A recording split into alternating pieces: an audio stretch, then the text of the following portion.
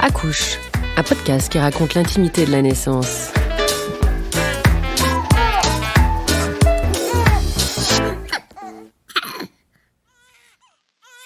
D'après de récentes données en Europe, entre 13 et 23% des enfants seraient en situation de surpoids ou d'obésité entre 2 et 6 ans.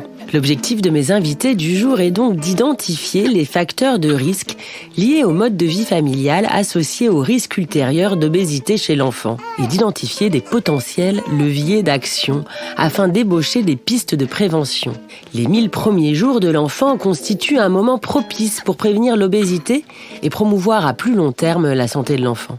Plusieurs facteurs individuels de risque de surpoids de l'enfant ont déjà été identifiés.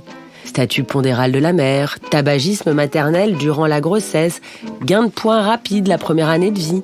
Mais peu d'études ont adopté une approche globale, prenant en compte le mode de vie familial, comme l'alimentation, l'activité physique ou la sédentarité, l'indice de masse corporelle des deux parents. C'est donc de tout ça dont nous allons parler aujourd'hui dans notre 11e épisode d'Accouche. Et pour en parler, je suis accompagnée de Marion Lecorguillet et Barbara Eudes. Bonjour mesdames. Bonjour, nous sommes ravis d'être ici aujourd'hui. Moi aussi.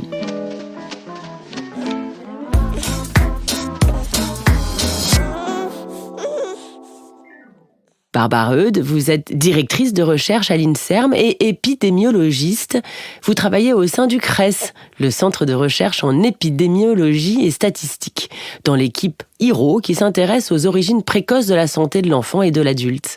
Et vous coordonnez la cohorte mère-enfant Eden. Cette étude a inclus plus de 2000 femmes au début de leur grossesse. Vous avez suivi l'évolution de leur enfant de la grossesse jusqu'à l'adolescence.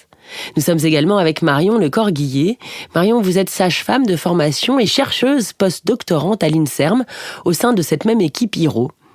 Vous avez réalisé une thèse sur la nutrition maternelle, la croissance des enfants et l'épigénétique placentaire.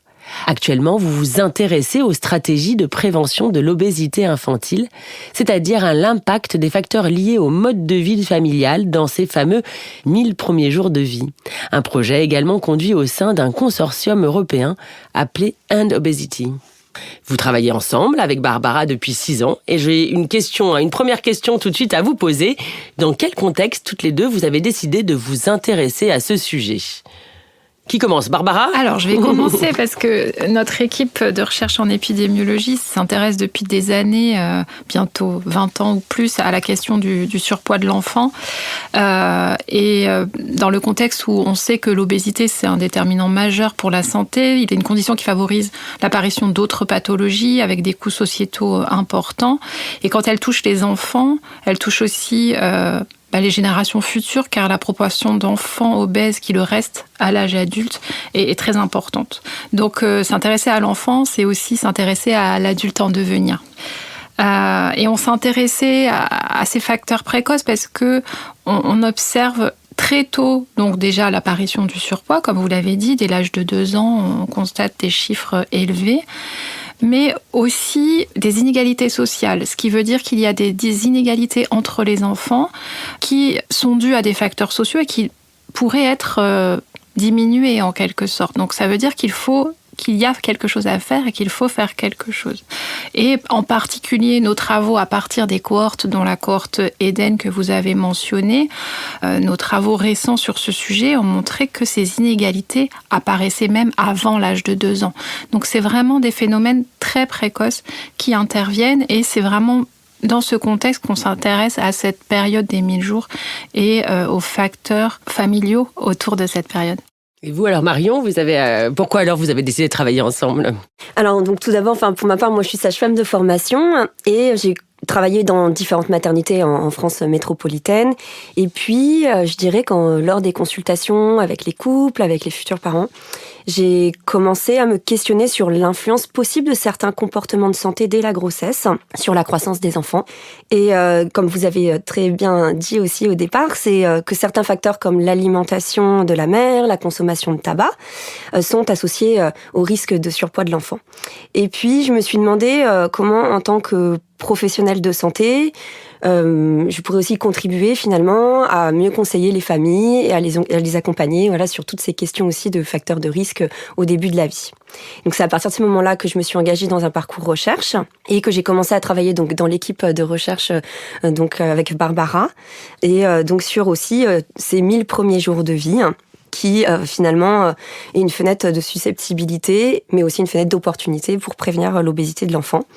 Et de manière globale, j'ai d'abord travaillé sur l'alimentation en particulier donc des parents en lien avec la croissance de l'enfant, afin de mieux comprendre quels sont les facteurs nutritionnels précoces liés à la mère, mais aussi au père qui peuvent en fait influencer.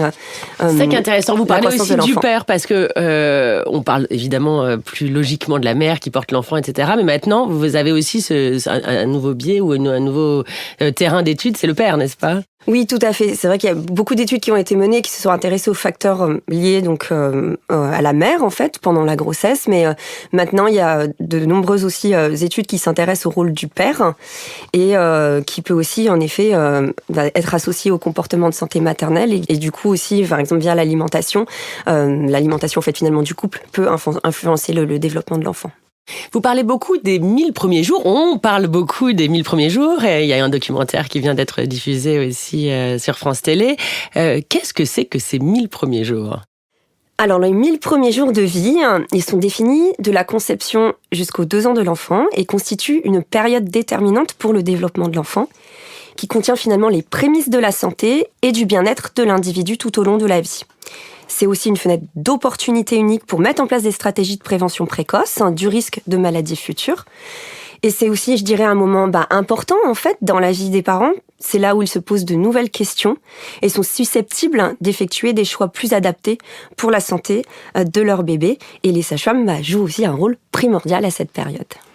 Et vous, Barbara, qu'est-ce que vous dites ? Comment vous définiriez ces 1000 premiers jours ? Alors, Marion a très bien défini cette fenêtre. Moi, ce que je voulais rajouter, c'est que on connaît cette fenêtre, on s'y intéresse depuis de nombreuses années, mais elle commence enfin à prendre la place qu'elle mérite dans l'esprit des acteurs institutionnels de la santé, sur la place publique, dont vous l'avez dit, avec des reportages, on en parle de plus en plus sur les réseaux sociaux, et donc c'est vraiment enfin la consécration de ce concept. Bon, c'est un peu une marque, évidemment, on ne va pas s'arrêter à 1000 jours pour s'intéresser à la santé de l'enfant. Mais... le 1000e jour, on arrête.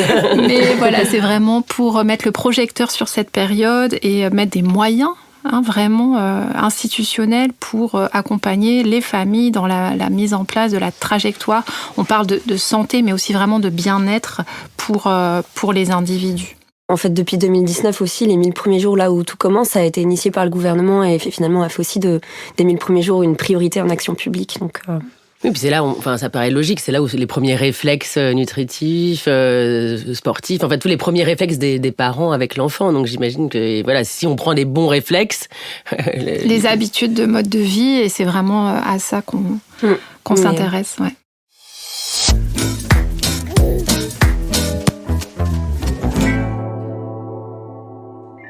Quels sont les facteurs d'obésité infantile déjà identifiés ?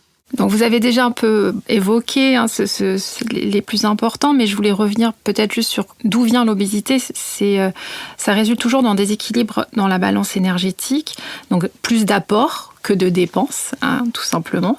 Mais à titre individuel, on est très inégaux face à la régulation de cette balance et à notre capacité à stocker ou ne pas stocker, et donc stocker de la masse grasse et avoir un tissu adipeux plus important. Et donc, il y a beaucoup de facteurs impliqués. Donc, c'est ce qu'on appelle dans notre jargon une condition multifactorielle, qui vont considérer des facteurs très proches du moment où on évalue le surpoids, mais qui peuvent venir de moments beaucoup plus lointains. Et en particulier, nos travaux mettent l'accent sur des facteurs très précoces.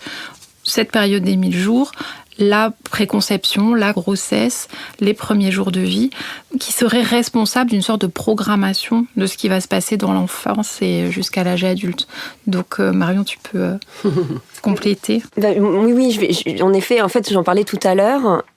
Finalement, il y a plusieurs études qui ont rapporté un lien, par exemple, entre des facteurs maternels, comme un indice de masse corporelle élevé, la consommation de tabac pendant la grossesse, une prise de poids gestationnelle excessive, en lien, qui ont rapporté une association avec le risque de surpoids de l'enfant.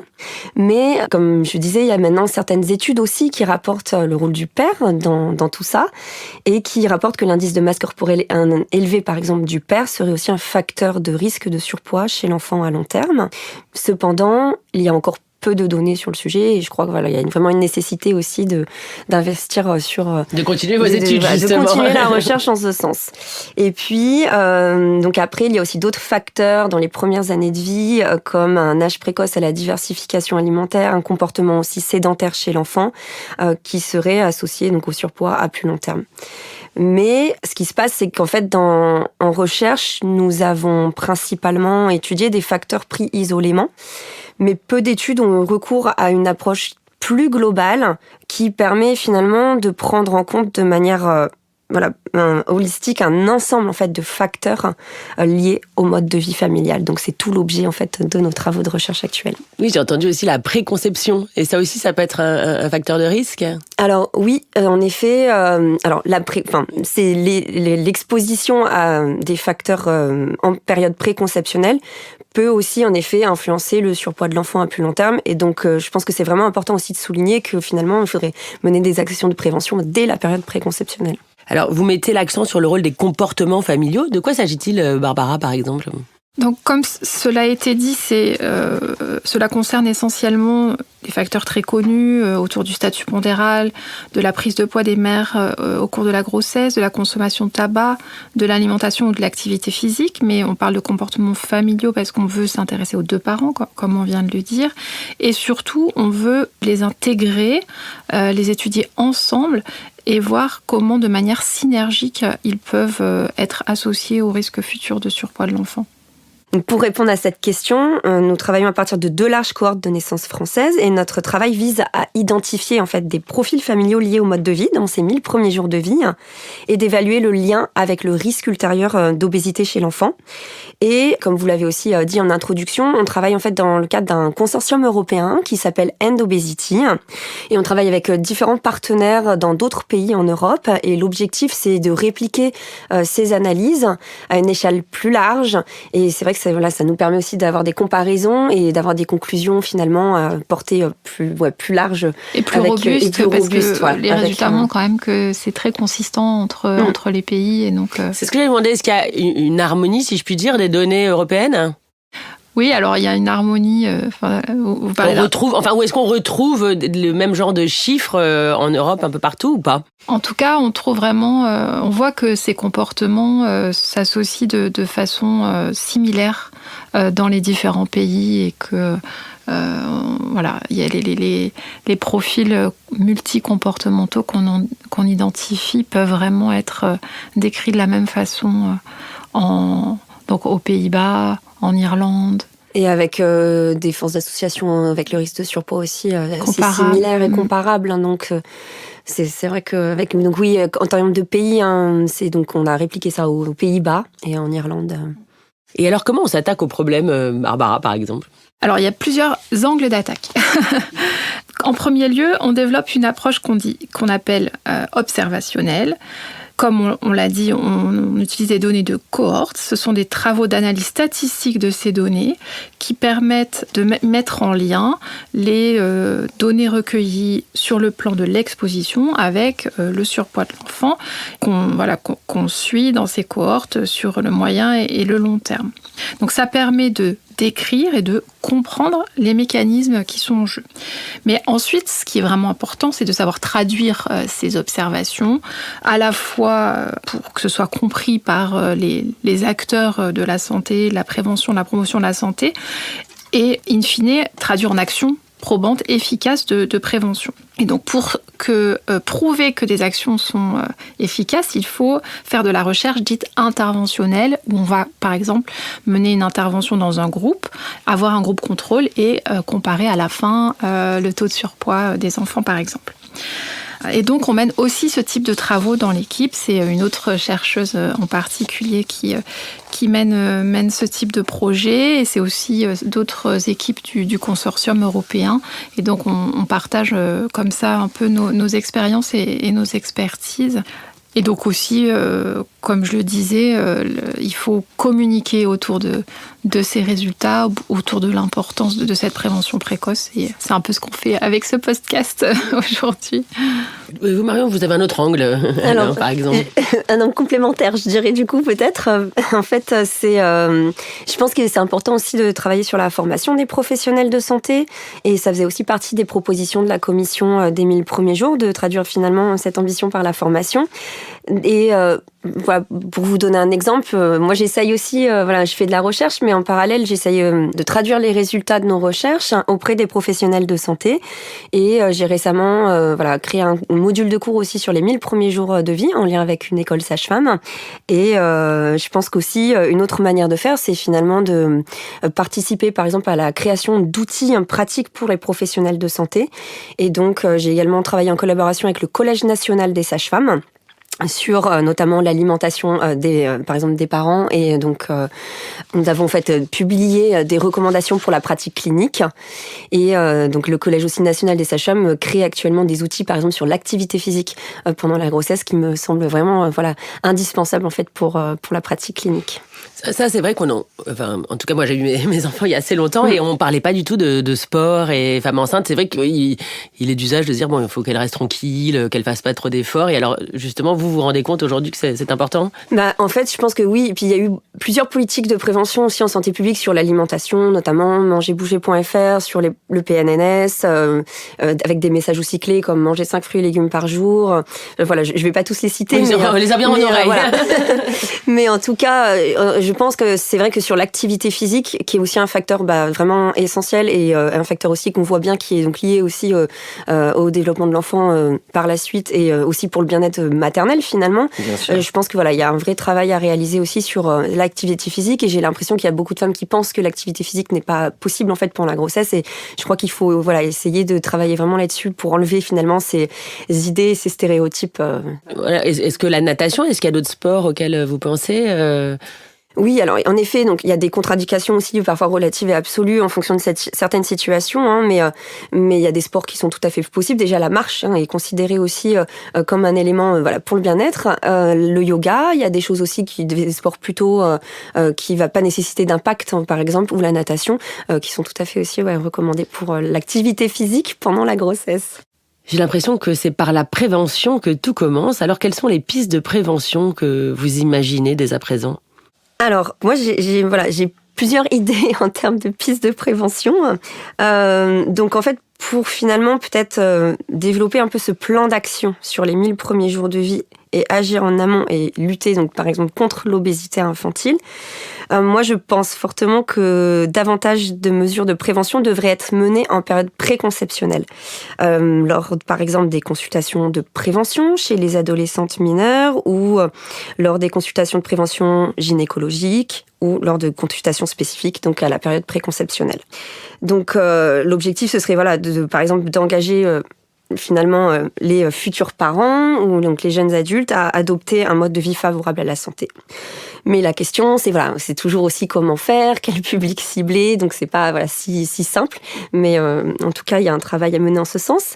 Vous voulez dire que presque finalement, quand on va voir un médecin à 20 ans, quand il parle de ne pas fumer ou de faire attention à son poids, ça serait en vue finalement d'adopter les bons réflexes lors d'une grossesse, c'est ça ? Oui, parce que par exemple, c'est vrai que la consommation de tabac, c'est quand même un problème. Enfin, en tout cas, en France, on a une prévalence de consommation qui est assez encore aujourd'hui, importante. Toujours aujourd'hui. Oui, ça n'a pas descendu. Et notamment aussi chez les jeunes femmes, on observe en tout cas une consommation de tabac importante. Et donc, je pense qu'il faut vraiment sensibiliser en fait les jeunes femmes et leur expliquer que déjà aussi pour leur propre santé, mais aussi finalement dans un projet futur que en effet le tabac c'est un facteur de risque aussi pour le développement de l'enfant quoi. Deuxième axe de prévention, donc c'est aussi une des propositions de la commission des 1000 jours, c'est je pense la création d'un référent parcours qui peut être intéressante, qui permettrait finalement d'assurer un parcours coordonné, de créer une relation de confiance avec les familles et de personnaliser la prise en charge de la grossesse jusqu'au postpartum. C'est pas un peu justement ce qu'on fait avec une sage-femme ? Ah oui, alors en fait le référent parcours c'est finalement c'est une personne qui va être vraiment dédiée et c'est d'avoir finalement une personne qui va accompagner les parents aussi sur par exemple, si lors de l'entretien prénatal précoce, les familles ont défini des axes, par exemple d'adopter, de changer par exemple une habitude alimentaire ou d'autres choses au lien aussi dans le côté social. En fait, le référent parcours va aussi permettre finalement d'accompagner les familles en situation aussi de vulnérabilité. Voilà, c'est vraiment d'avoir en fait finalement un référent qui va pouvoir aussi accompagner dans ce process sur les décisions qui ont été prises par exemple lors de l'entretien prénatal précoce. Et ensuite, en deuxième idée aussi, c'est la création de Maisons des 1000 jours, qui est décrite finalement peut-être comme un carrefour de rencontres et un lieu de ressources donc pour les familles. Ça, c'est en développement ? Alors oui, j'ai quelques exemples en fait sur les Maisons des 1000 premiers jours qui ce sont finalement des espaces en fait de dialogue qui ont été créés dans différentes villes en France. Je pense que c'est en cours. J'avoue que j'ai pas toutes les données sur ce sujet, mais c'est en cours. En fait, oui, il faut, comme on disait, c'est un concept qui commence à prendre corps et qui prend corps dans des initiatives un peu locales, dans des territoires. C'est pas forcément que un programme national. Et justement, il y a certainement beaucoup d'initiatives locales très intéressantes, mais qui peuvent rester un peu anonymes, peu connues. Et il faudrait vraiment déployer un effort pour évaluer ces initiatives, donc déployer de la recherche dans l'évaluation, donc comme je le disais tout à l'heure, dans l'interventionnel. Et on a aussi un exemple important, donc qui est celui sur lequel on travaille dans l'équipe, qui est celui du programme Malin, qui a commencé de façon locale et qui est en train d'avoir une mise à l'échelle un peu plus importante, qui aide vraiment les familles, qui apporte un soutien important aux familles en situation de vulnérabilité sociale pour les aider donc à avoir une bonne alimentation et à favoriser le lien mère-enfant autour de parents-enfants d'ailleurs, autour de l'alimentation.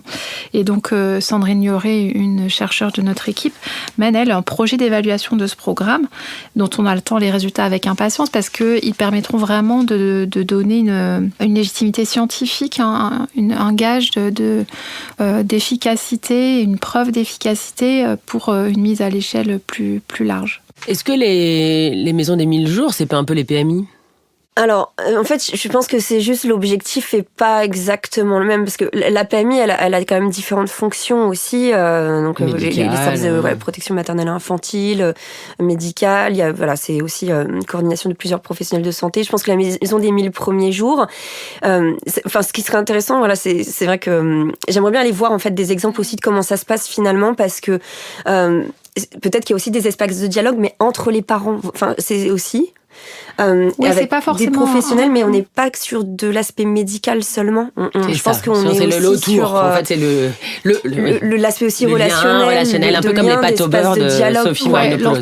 L'entraide entre pères est quelque chose qui s'avère être très important. On le voit dans les créer travaux. Ce genre de lieux qui permettent ça, des rencontres, des questionnements. Le soutien entre parents et des lieux où on peut laisser son enfant pour aller faire une pratique d'activité physique adaptée pendant la grossesse, par exemple.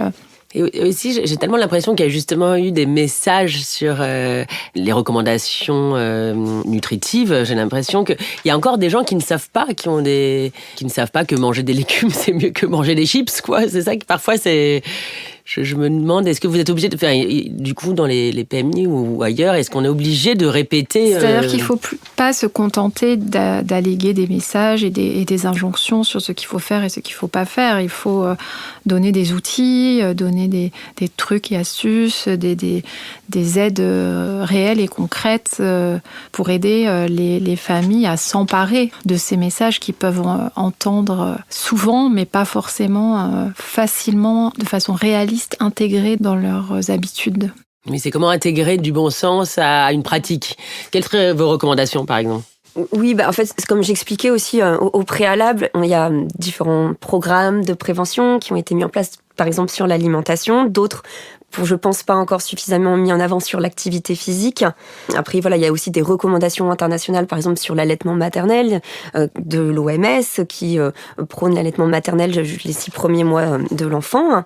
Après, c'est vrai que, comme dit Barbara, il y a vraiment cette question aussi de l'appropriation finalement des messages et de la façon dont on peut les transmettre en tant que professionnel de santé, en tant que aussi sage-femme.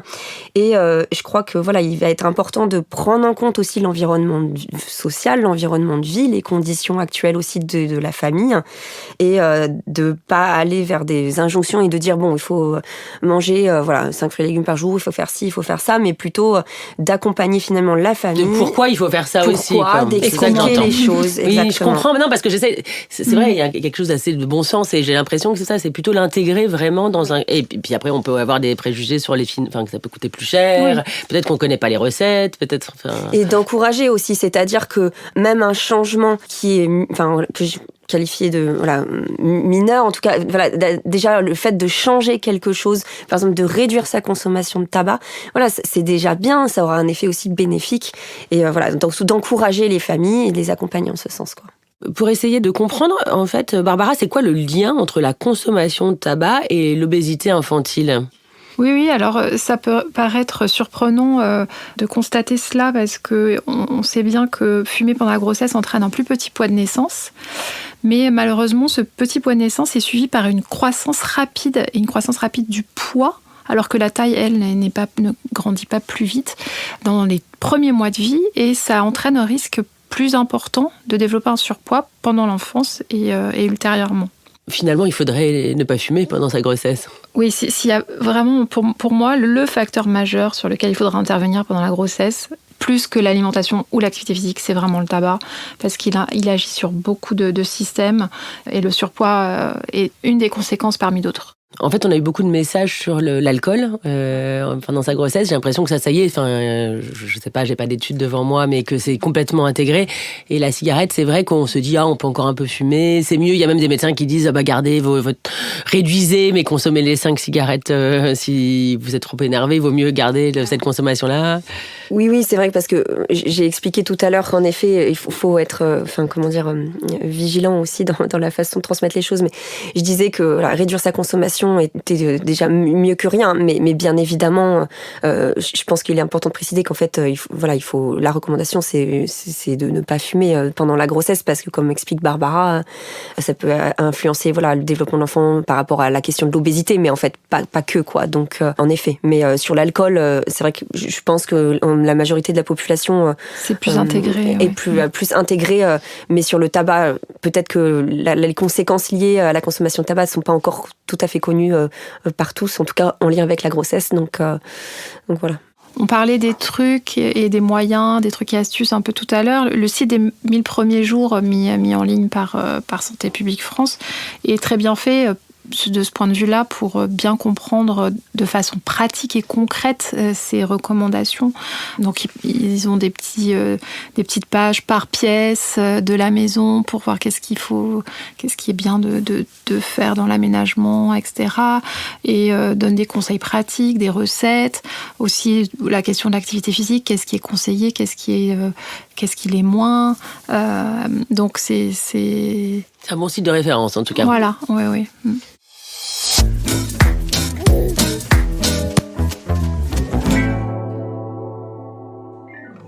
Alors vous nous alertez aussi sur la difficulté à ne pas stigmatiser ni culpabiliser les mères avec tous ces messages. Qu'en est-il ? Alors oui, en effet, la grossesse, c'est une période quand même spécifique. Les femmes, on va leur transmettre beaucoup de messages aussi à cette période sur beaucoup de choses, sur l'alimentation, comme vous dites, l'activité physique, la consommation de tabac. Attention, il ne faut pas manger ça aussi par rapport au risque alimentaire. Et du coup, il y a ce sentiment peut-être aussi d'être un peu submergé en fait par un nombre de messages. Donc je crois qu'en tant que professionnel de santé, donc ce qu'il faut faire, c'est déjà prioriser aussi les mesures de prévention en fonction du problème médical aussi, ou par exemple ou de la situation de la femme. Et puis de pas en effet aller vers des discours injonctifs, mais plutôt les accompagner dans cette démarche et peut-être les accompagner aussi sur comment finalement adopter un changement sur l'alimentation par exemple. Oui, donc nos travaux de recherche, quand on communique autour de ça, c'est vrai qu'on met vraiment le projecteur sur la maman et donc on marche un peu sur un fil quand on communique pour éviter cette culpabilisation et cette stigmatisation aussi. Quand on parle d'inégalité sociale, il faut qu'on fasse très attention. Donc on est assez sensible à ça, mais ça nous incite aussi à déplacer un peu le curseur de nos travaux, non plus sur des aspects comportement individuel, mais plus ce qu'on appelle les aspects contextuels, donc l'environnement proche de vie des familles qui pourrait être plus propice à l'adoption de ces comportements, et comme par exemple à la pratique d'activités physiques adaptées. Et en fait, on a une deuxième partie du projet qui porte là-dessus, sur vraiment la compréhension des différents déterminants sociaux qui peuvent influencer les comportements de santé des familles. Et donc, je regarde actuellement, par exemple, le rôle de l'environnement urbain, aussi l'accès aux soins, et puis aussi les facteurs finalement autres de type psychologiques qui peuvent aussi influencer en fait les comportements de santé. Et est-ce que ça évolue un peu? Est-ce que ces messages sont entendus? Je pense quand même, oui, là, il y a une prise de conscience de s'intéresser au contexte aussi de vie, aux différents facteurs contextuels en fait qui peuvent aussi influencer des événements de santé comme le surpoids de l'enfant, les comportements de santé des familles, et qu'on peut pas en fait seulement en effet travailler que sur le comportement individuel si derrière il n'y a pas non plus je dirais aussi un engagement, je pense, des politiques de prévention. Des pouvoirs publics, quand même. Ouais. Et aussi, vous m'avez dit un truc que j'ai entendu et qui était assez positif. Finalement, vous dites que les chiffres de l'obésité infantile ne grossissent pas forcément. Il y a un manque de données en France quand même, mais les quelques données qu'on a rassemblées montrent que la prévalence de l'enfant n'a plus tellement augmenté, du surpoids de l'enfant, n'a plus tellement augmenté au cours de ces 15-20 dernières années. Donc ça peut paraître rassurant, mais là où on veut mettre un point de vigilance, c'est que ça traduit quand même des inégalités sociales qui se creusent. Donc c'est pour ça qu'il ne faut pas être rassuré trop à tort sur ces chiffres. Merci Marion, merci Barbara d'avoir été avec nous aujourd'hui. Merci à vous. Merci à vous pour l'invitation. Et puis n'hésitez pas à aller cliquer sur les autres liens pour écouter d'autres épisodes d'Accouche.